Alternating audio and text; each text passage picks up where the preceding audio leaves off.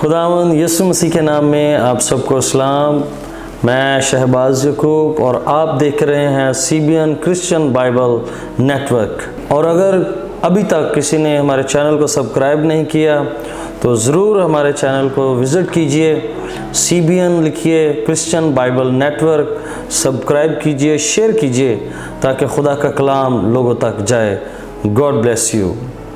आज हम जिस बात पर गौर करने वाले हैं वो है सलीब का हकीकी पैगाम।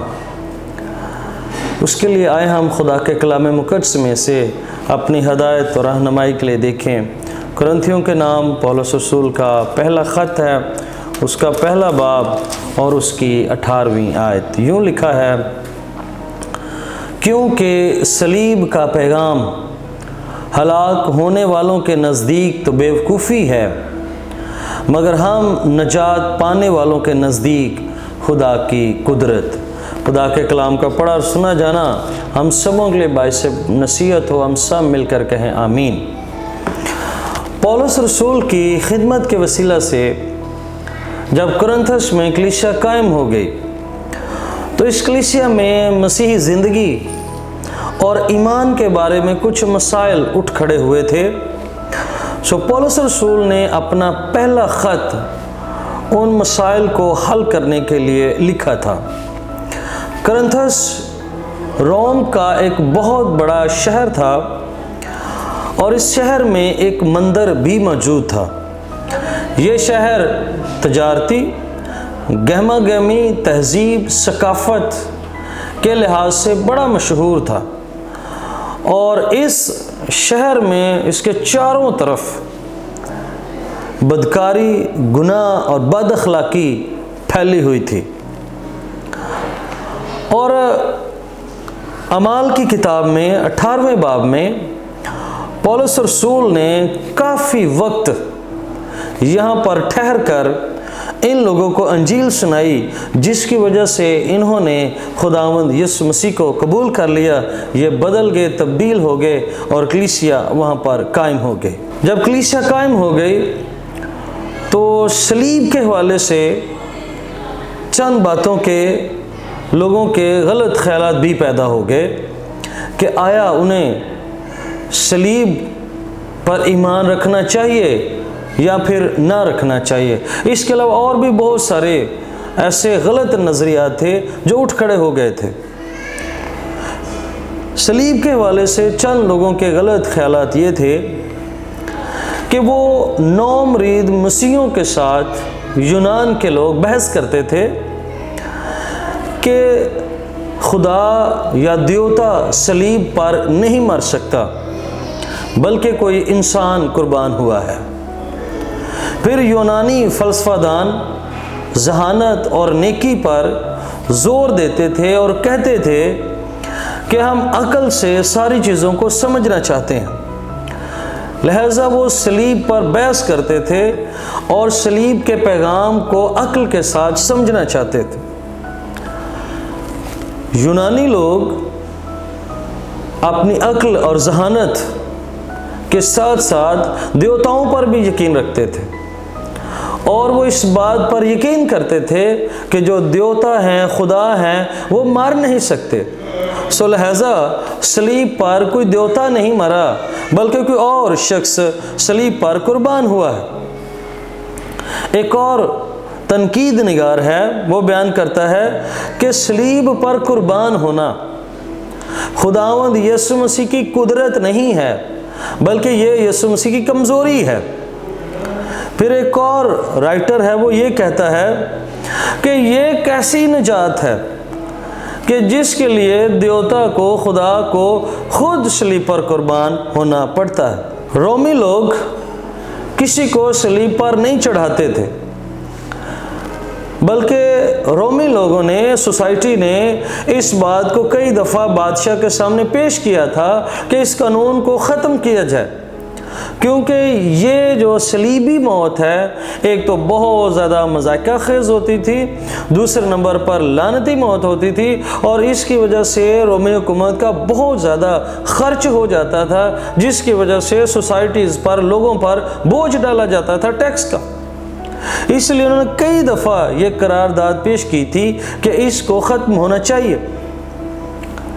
پھر صلیب کی بہت ساری اقسام ہیں، جس میں لاطینی صلیب ہے، اس کے علاوہ یونانی صلیب ہے، سینٹ اینڈرسن، اور پھر اس کے علاوہ یروشلیمی صلیبیں بھی ہیں، اس کے علاوہ روسی آرتھوڈکس صلیبیں بھی ہیں، قبطی صلیبیں بھی ہیں، آرمیانی صلیبیں بھی ہیں، اس کے علاوہ اور بہت ساری آئرن کراس کی صلیب بھی ہے، مصری صلیبیں بھی ہیں، اس کے علاوہ بہت ساری صلیبیں ہیں۔ لیکن میں آپ کی توجہ صلیب پر نہیں، صلیب کے اقسام پر نہیں، بلکہ جو صلیب پر پیغام ہے اس کی طرف دلانا چاہتا ہوں۔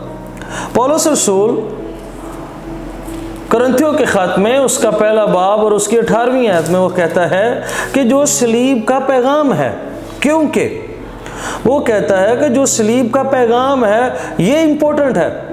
صلیب امپورٹنٹ نہیں ہے، بے شک میں یہ نہیں کہہ رہا کہ صلیب نہیں پہننی چاہیے یا صلیب نہیں ہمیں چرچز میں لگانی چاہیے یا اپنے گھروں میں یا گلے میں نہیں پہننی چاہیے، میں یہ نہیں کہہ رہا۔ میں یہ کہنا چاہتا ہوں کہ کرنتھس شہر میں جو معاملات تھے اس میں پولس رسول یہ کہنا چاہ رہا تھا کہ جو صلیب کا پیغام ہے وہ ہلاک ہونے والوں کے لیے تو بیوقوفی ہے، مگر ہم نجات پانے والوں کے لیے خدا کی قدرت، یعنی صلیب نہیں بلکہ پیغام۔ اب صلیب پر بہت سارے پیغامات خداوند یسوع مسیح نے ہمیں دیے ہیں، لیکن میں 3 کا ذکر آپ کے ساتھ کرنا چاہتا ہوں۔ پہلا پیغام جو یسوع مسیح نے صلیب پر دیا ہے وہ ہے معاف کرنا۔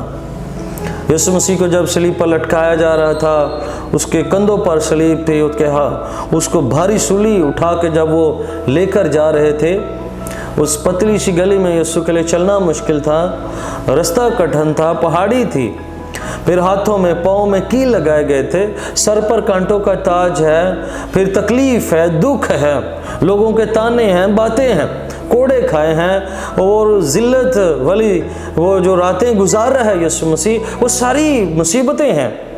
اور ان ساری مصیبتوں میں یسوع مسیح صلیب پر چڑھے ایک بڑا پیغام عالمگیر کو، پوری دنیا کو دیتے ہیں، وہ یہ ہے، یسوع مسیح نے کہا اے باپ ان کو معاف کر کیونکہ یہ نہیں جانتے کہ کیا کرتے ہیں۔ جنہوں نے یسوع مسیح کو صلیب پر چڑھایا تھا، جنہوں نے پلاننگز کی تھی، منصوبے بنائے تھے، ان کو بھی، اور جتنے لوگ ان کی پلاننگز میں شامل ہوئے تھے ان کو بھی یسوع مسیح نے معاف کر دیا۔ اور یہ معافی یسوع مسیح نے پریکٹیکل کر کے دکھایا ہے۔ اس وقت جب وہ یسوع مسیح نے پطرس رسول جب شاگرد اس کے ساتھ تھے تو یسوع مسیح نے کہا اگر تمہیں قربان گاہ پر پہنچ کر یاد آئے کہ تمہارا بھائی تم سے ناراض ہے تو قربان گاہ کو چھوڑ کر جا کے پہلے صلح کر لو۔ تو کتنی دفعہ صلح کرنی چاہیے، معاف کرنا چاہیے؟ تو 7 بار ہے، لیکن یسوع مسیح نے کہا 7 کے 70 بار تمہیں معاف کرنے کی ضرورت ہے۔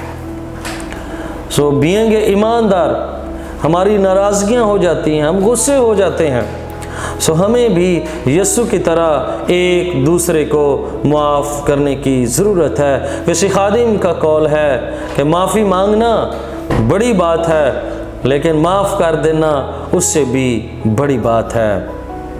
آئیے ایماندار ہوتے ہوئے ہم ایک دوسرے کو معاف کریں۔ جب یسوع معاف کرتا ہے تو ہمیں بھی معاف کرنے کی ضرورت ہے۔ ہم دعائے ربانی میں بھی یہ دہراتے ہیں کہ اے خداوند جس طرح ہم اپنے قرض داروں کو معاف کرتے ہیں ہمیں بھی معاف کر۔ ہم معاف کرنے والے بنیں، ہم معافی مانگنے والے بنیں تاکہ اس پیغام پر ایمان لا کر ہم خدا کے نام کو جلال دے سکیں۔ جو دوسرا بڑا پیغام ہے اس میں وہ یہ ہے نجات کا۔ صلیب کا دوسرا پیغام نجات کا ہے۔ یسوع مسیح ہمیں نجات دیتا ہے۔ جب 2 ڈاکو یسوع مسیح کے دائیں اور بائیں لٹکائے گئے تھے صلیب پر تو ایک نے یسوع کو تانا دیا اور دوسرے نے اس کو جھڑکا کہ خبردار چپ رہ، خاموش رہ، اور یسوع سے اس نے کہا یسوع جب تو اپنی بادشاہی میں آئے تو مجھے یاد کرنا۔ اور اس نے یہ بھی اقرار کیا کہ ہم تو اپنے گناہ کی سزا ہمیں مل رہی ہے، یسوع نے تو کوئی گناہ نہیں کیا۔ تو یسوع مسیح نے کہا کہ تو آج ہی میرے ساتھ فردوس میں ہوگا۔ یسوع نے اس کے سارے گناہ معاف کر دیے جب اس نے اقرار کیا۔ یسوع مسیح کے پاس فردوس کی جنت کی کنجیاں ہیں۔ جب کچھ پر ایمان لاتا ہے، یقین کرتا ہے، اس کو نجات مل جاتی ہے، گناہوں سے مخلصی، رہائی اور آزادی مل جاتی ہے۔ جو دوسرا بڑا پیغام ہے صلیب کا، وہ نجات ہے۔ دو پیغامات صلیب کے میں نے آپ کے ساتھ بانٹے ہیں۔ یاد رکھیے، صلیب پہننے سے کوئی مسیحی نہیں ہو سکتا یا مسیحی نہیں بن سکتا۔